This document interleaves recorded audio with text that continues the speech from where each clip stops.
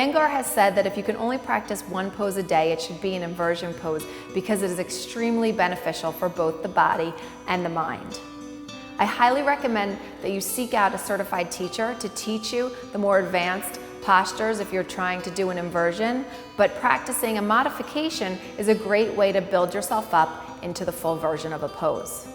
I will show you here how to do a modified version of a shoulder stand using a block.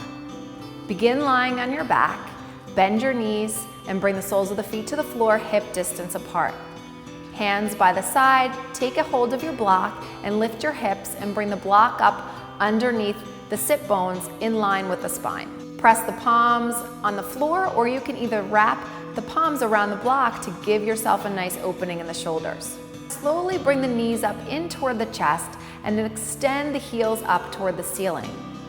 Again, the alignment comes into play here. You want to try and have your heels over your knees, over your hips in one straight line.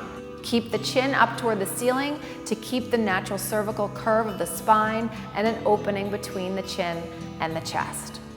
Props are a great way to help you get into a modification of each inversion. So whether you're using the block in shoulder stand or kicking yourself up to the wall in handstand or headstand, make sure that before you know how to do the pose correctly, you're using a prop or a teacher to help you into the pose, especially in a headstand, because you're putting that extra pressure on the head and you really want to make sure that your alignment is correct.